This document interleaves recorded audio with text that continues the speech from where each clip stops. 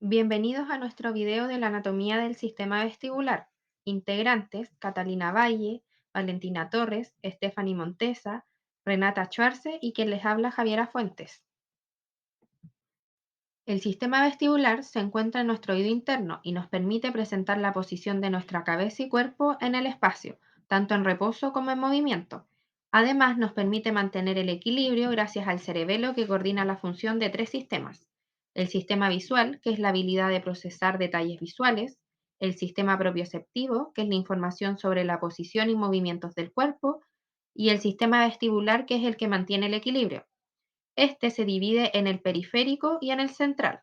El periférico consiste en un laberinto membranoso que en su interior tiene endolinfa, formado por dos órganos otolíticos que son el sáculo y el utrículo, y además tres canales semicirculares. En el, en el central, este está relacionado con el sistema nervioso central. ¿Qué es el equilibrio? Es la representación mental de nuestro cuerpo y sus partes en relación con el espacio exterior, a través de la programación de respuestas motoras que permiten adaptarse. Este proceso se desarrolla interrumpidamente a lo largo de toda la vida, incluso durante el sueño, de forma automática y subconsciente. Existen tres tipos de equilibrio: el equilibrio estático, que es cuando el cuerpo se encuentra estable y sin desplazamiento; el equilibrio cinético, que es cuando el cuerpo se mantiene en equilibrio cuando es sometido pasivamente a un movimiento; y el equilibrio dinámico, que es cuando hay movimientos parciales o totales del cuerpo. La cóclea es una estructura parecida a la forma de un caracol que se ubica en el oído interno. Esta estructura es clave en el proceso de audición. Se encarga de transformar las señales acústicas en mensajes nerviosos para que el cerebro pueda descifrarlos. Laberinto membranoso. Su morfología y disposición espacial provocan que las fuerzas excitantes sean diferentes para cada tipo de célula receptora.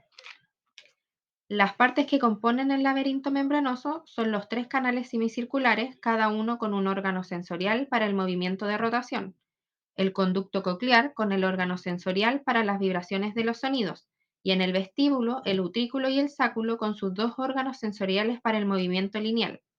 El laberinto está limitado por una membrana continua que forma una barrera entre los fluidos, entre la perilinfa y la endolinfa.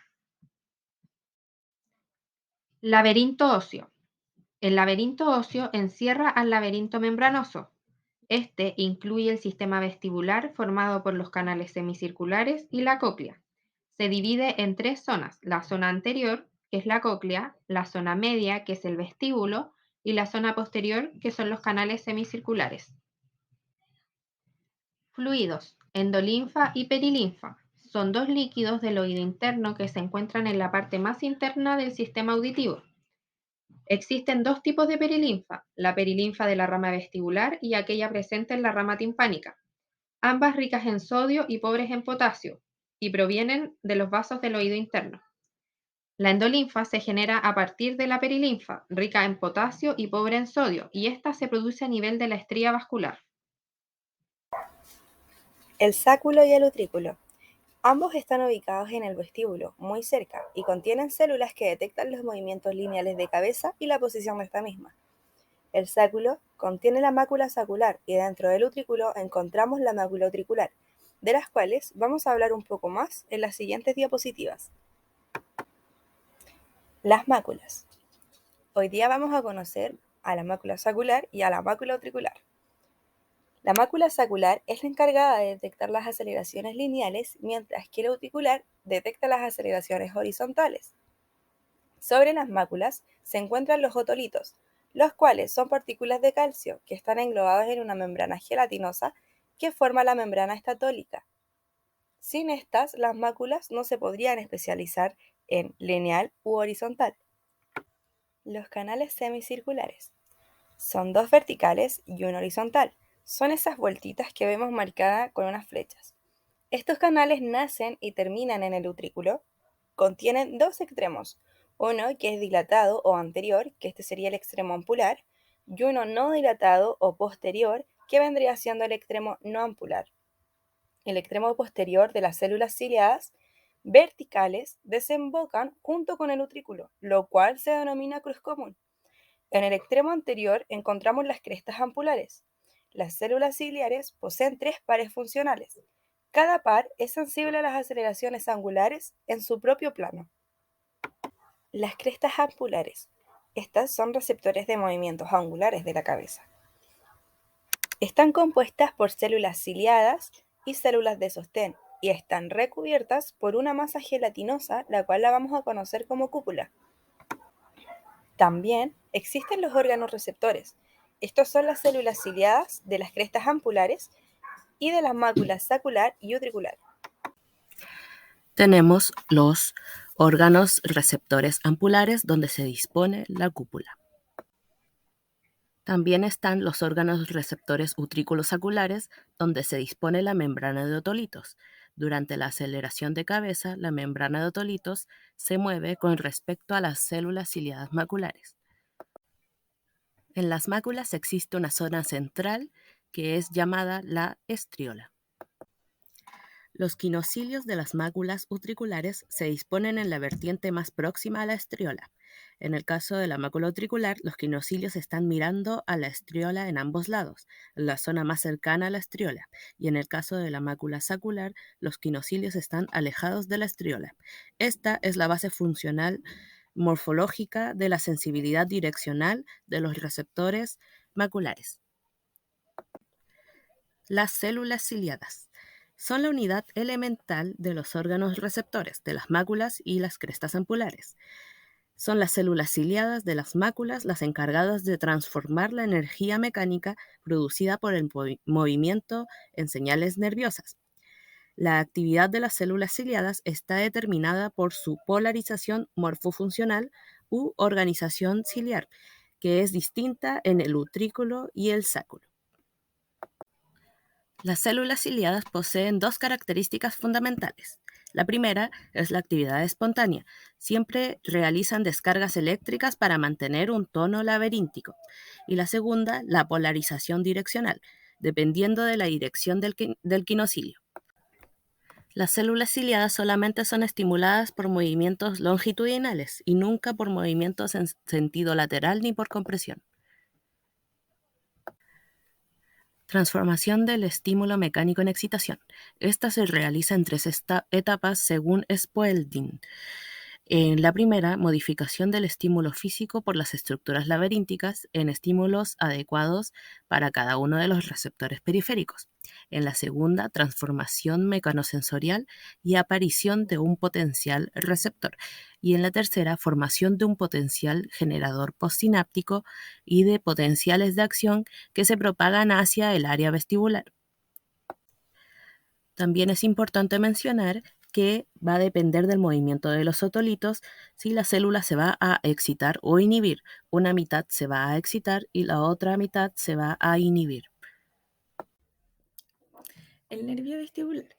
El ganglio vestibular agrupa los somas de las neuronas vestibulares en el oído interno. También podemos hablar que las fibras vestibulares penetran el tronco cerebral cruzando el meato auditivo interno en la zona del ángulo pontocerebeloso, cerca del nervio facial. El tracto vestibular. Las fibras del nervio vestibular se dividen entrando el tronco encefálico en una rama ascendente y en otra descendente, denominadas estas por las ramas secundarias. Y también las ramas secundarias emiten unas ramas terciarias que se dirigen a los distintos núcleos vestibulares.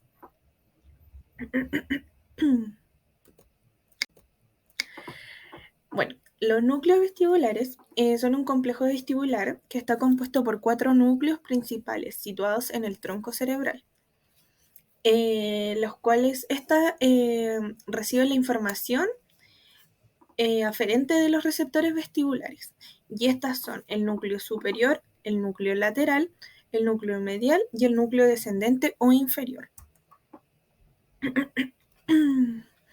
También podemos hablar que sobre las neuronas de los núcleos vestibulares convergen impulsos de diferentes formaciones, como por ejemplo el cerebelo, la información reticular y la médula espinal. La actividad de las neuronas se ve por impulsos de diversas procedencias que aún no están claras. La aferencia de los núcleos vestibulares. Existe una proyección sobre la mayoría de las áreas de los núcleos vestibulares. El 25% de las neuronas de los núcleos vestibulares no reciben aferencias vestibulares primarias. Y las máculas se proyectan difusamente sobre estas áreas. También podemos hablar que la aferencia del cerebelo. En el cerebelo influyen señales sensoriales de distinto origen, como por ejemplo la información vestibular primaria, la información vestibular secundaria, la información vestibular terciaria y la información visual. Aferencia es importante. La aferencia en el cerebelo, al igual que los núcleos vestibulares, participan los ipsilaterales. En el cerebelo confluyen señales sensoriales de distinto origen. La información vestibular primaria participa en los órganos sensoriales vestibulares. La información vestibular secundaria es originada en los núcleos de ambos lados. La información vestibular terciaria participa en la oliva inferior y por último la información visual. Cabe destacar que todas estas señales se procesan conjuntamente elaborando una representación tridimensional de los movimientos corporales que poseemos. La aferencia del cerebelo a los núcleos vestibulares. Estas aferencias son conexiones ipsilaterales en todos los núcleos vestibulares a excepción del núcleo lateral.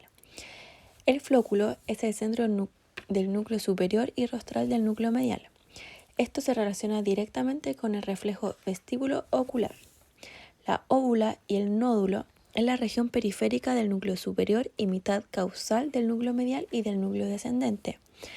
Estas se relacionan directamente con los reflejos vestíbulos espinales. Y por último, los lóbulos anterior y posterior del vermis cerebeloso, que forman reticular y núcleo lateral. Estos se relacionan directamente con el fascículo vestíbulo espinal. Y por último, las aferencias espinales de los núcleos vestibulares. Estas fibras de distintos niveles de la médula hacen sinapsis con los núcleos vestibulares. Estas surgen del segmento cervical y juegan un papel muy importante en el control de la postura y los movimientos cefalo-ocular.